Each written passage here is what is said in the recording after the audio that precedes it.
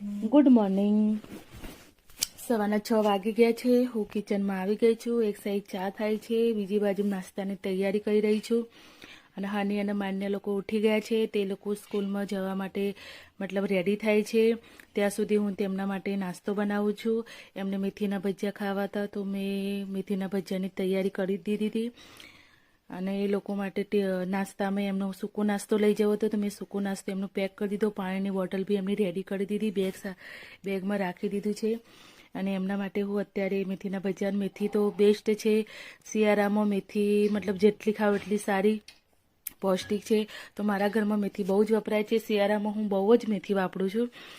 મારે વપરાય છે મેથી. મેથીના થેપલા છે, મેથીના પોતા છે, મેથીના ભજીયા છે, મતલબ બહુ જ અમારા ઘરમાં મેથી બહુ જ વપરાય છે. પછી હનિયન માન્યાની ચાય નાસ્તો કરાવી દીધો મેં, અને એ લોકો રેડી થઈ ગયા અને સ્કૂલ જવા માટે નીકળી ગયા. પછી હું ઘરની અંદર આવીને જે આપણું રૂટીન કામ હોય છે તે ચાલુ કરી દીધું. સાફ સફાઈ છે, હાઉસવાઈફની સાફ સફાઈ પહેલાં તો ઘરમાં સાફ સફાઈ ચાલુ કરી દીધી મેં.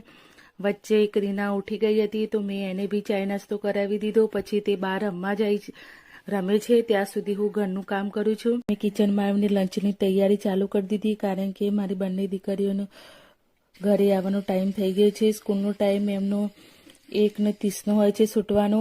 તો એ લોકો 1:45 વાગે જેવા ઘરે આવી જાય છે. અને મારા હસબન્ડ બી સાથે સાથે એમની સાથે જ ઘરે આવે છે જમવા માટે. તો હું લંચની તૈયારી કરી રહી છું. ત્યારબાદ હું ફ્રેશ થઈને આવી ગઈ અને કીનું માટે ખાવાનું બનાવું છું. જે એના માટે મિક્સ દાળ છે. મિક્સ દાળની અંદર હું થોડી કાકડી, ગાજર, બીટ, થોડી હળદર, મીઠું નાખીને હું બાફી દઉં છું. પછી એની અંદર અડધી ચમચી જેટલું ઘી નાખીને હું એને ખવડાવું છું. આ એક પૌષ્ટિક આહાર છે, જેમાં કીનુને બહુ જ ભાવે છે. મારી કીનું ડેલી સવાર 11:30 પોણા 12ની વચ્ચે હું એને ખવડાવું છું, અને એને બહુ જ ભાવે છે. અને એની ખાવાની રીત એવી છે કે એ મારા ખોરામાં સૂઈ જાય પછી જ ખાય છે. મેં ઘણીવાર ટ્રાય કર્યો કે એને નીચે બેસાડીને ખવડાવું, પણ નથી. એને બસ મારી ખોરામાં જ એને સૂઈને ખાવાની ટેવ પડી ગઈ છે. હાની અને માન્યા સ્કૂલમાંથી આવી ગયા, એ લોકોને મેં જમાડી દીધું. અને માન્યાને કહ્યું, માન્યા જાઓ તું કીનું સાથે રમ. તો માન્યા કીનુને બહાર રમાડે છે.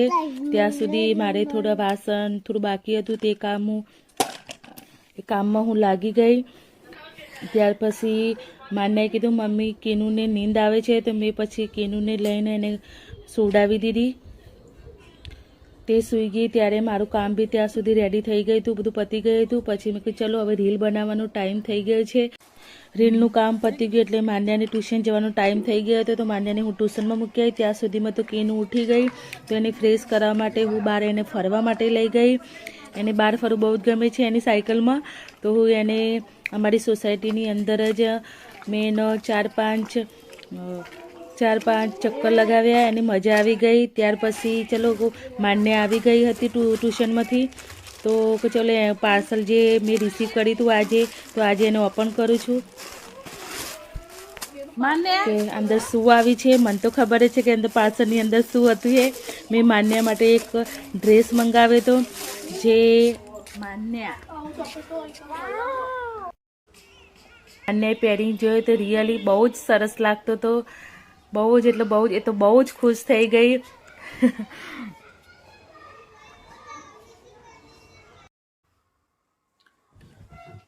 સાંજ થઈ ગઈ છે, હવે રાતનું જમવાનું બી બનાવવું છે. તો મારો બ્લોગ્સ આટલા સુધી જ. જો તમને લોકોને મારો વિડીયો સારા લાગે તો પ્લીઝ લાઇક કરજો, શેર કરજો, કોમેન્ટ કરજો. અને જે લોકો નવા જોડાયા છે મારી ચેનલ ઉપર, મારી ચેનલને સબસ્ક્રાઈબ ના કરી હોય તો પ્લીઝ સબસ્ક્રાઈબ કરજો.